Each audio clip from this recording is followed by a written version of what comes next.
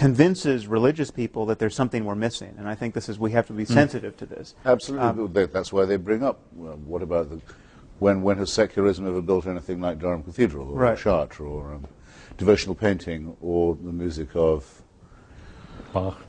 But I think we have answers to that. I think we have answers to that. I mean, and you provide a very good answer to that. If there was secular patronage of the arts at that point, then, you know, one, we can't know that Michelangelo was actually a believer, because the consequences of professing your unbelief in that case was death. But two, if we had a secular organization to commission Michelangelo, you know, we would have all that secular artwork. Though, I didn't actually say that the corollary held. Which? I think it's true we can't know with devotional painting and sculpture and architecture that the patronage didn't have a lot to do with it. But I can't hear myself saying, if only you had a secular painter, you've done just as good work. Oh, no, I think I'm using you and Richard there. I think I can't, I don't know why, and I'm quite happy to find that I don't know why. I can't quite hear myself saying that Michelangelo, if he'd been commissioned to do the ceiling of a museum of science, wouldn't have produced something just as wonderful. In some way, I'm reluctant to affirm that, yes. I find it very, very easy to believe that. That could be a difference between us. I mean, with devotional poetry, where I do think, I don't know very much about painting and architecture and music, but, and some devotional architecture, like, say, St. Peter's, you know, it couldn't be done. I don't like any way. And knowing that it was built by a special sale of indulgences doesn't help either. With devotional poetry, like that of, say, John Donne or George Herbert, I find it very hard to imagine that it's faked or done for a patron. I mean, yes, it would be very improbable people would write poetry like that. But could it be done in the spirit please of anyone? Well, I frankly think that's the only explanation. But in any case, what conclusion would you draw? I mean, if Donne's devotional poetry is wonderful, so what? I mean, it doesn't show that it represents truth in any sense. Not in the least. Well, my favourite devotional poem is Philip Larkin's Churchgoing, one of the best poems ever written. It exactly expresses. I wish I had it here. Well, actually, I do have it here. If you like, I can read it. But I wouldn't trust anyone who believed any more or any less than Larkin does when he goes to a wayside Gothic church in the English countryside. Who felt, I don't say believed, I shouldn't say believed, who felt any more than he does. He's an atheist. Or who felt any less, that there's something serious about this. All right, but... And something written into the human personality and as well as the landscape. Well, this brings us back to your I don't see that this is anything other than a special saying case. It says nothing about the truth of religion. I don't think this is see how this is anything other than a special case. Other special cases of which would be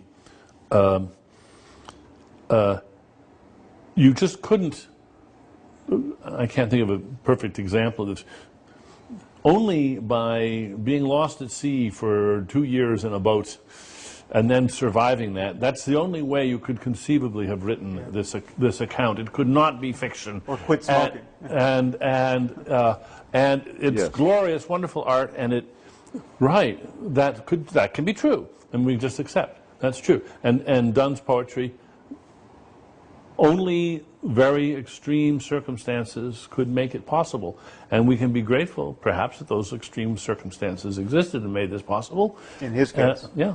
But now you wouldn't recommend being lost at sea to everyone. No, No, I wouldn't recommend Death Be Not Proud to anyone either.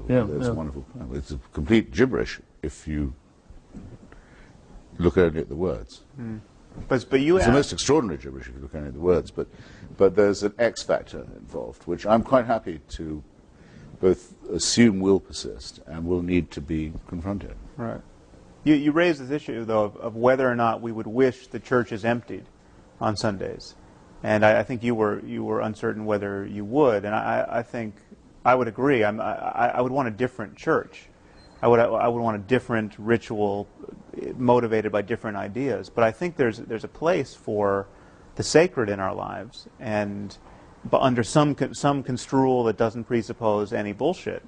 But I think there's a usefulness to seeking profundity as a matter of our attention, and our neglect of this area, I think, as atheists, at times makes even our craziest opponents seem wiser than we are. And I mean, take someone like Sayyid Qutb, who's, as crazy as it gets. I mean, Osama bin Laden's favorite philosopher. But he came out to Greeley, Colorado, I think it was, around 1950, and spent a year in America, and noticed that all his American hosts were spending all their time gossiping about movie stars and trimming their hedges and coveting each other's automobiles. And he came to believe that America was or the West was so trivial in its preoccupations and so materialistic that it had to be destroyed. Now, this shouldn't be construed as giving any credence to his worldview, but he has a point. There is something trivial and horrible about the day-to-day fascinations of most of us and most people most of the time. There's a difference between kind of really using your attention wisely in a meaningful way and our perpetual distraction. And traditionally, only religion has tried to enunciate and clarify that difference.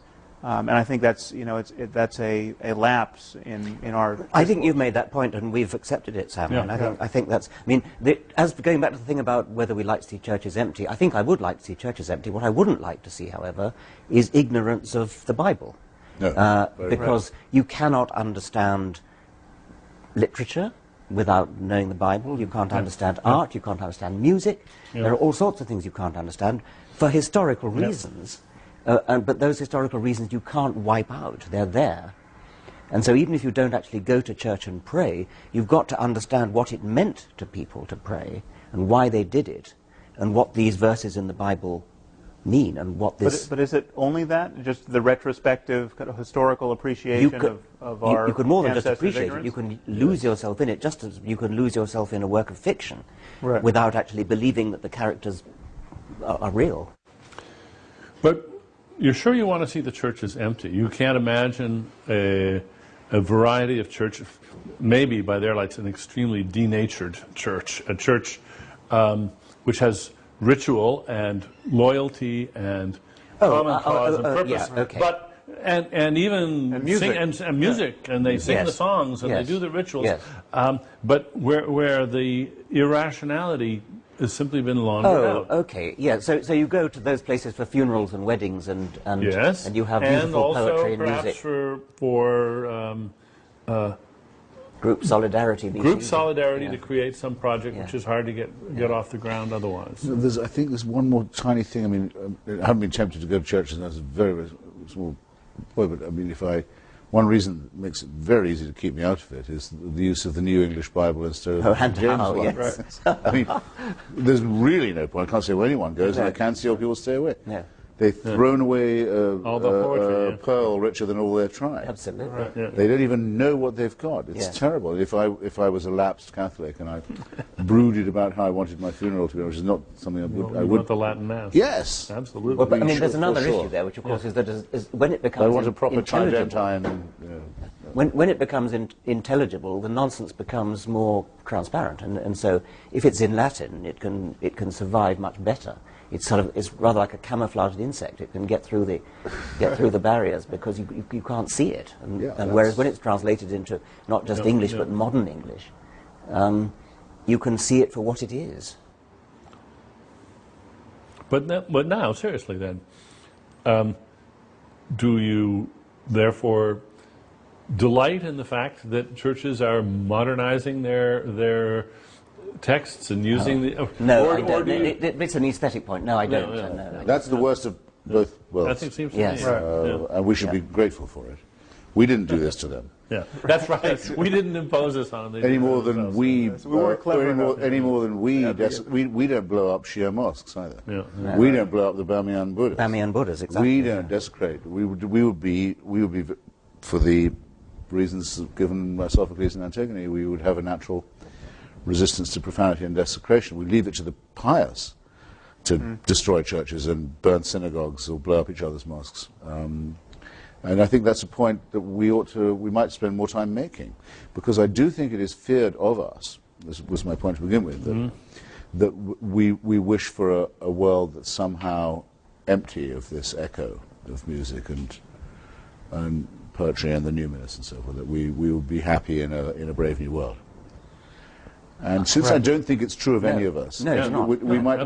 it's a point one might spend a bit more time making, that Yeah. indeed the howling wilderness of nothingness is much more likely to result from holy war Right. or religious conflict or theocracy than it is from a proper secularism, which would therefore, I think, have to not just allow or leave or tolerate or condescend to or patronize, but actually, in a sense, welcome the persistence of something like faith.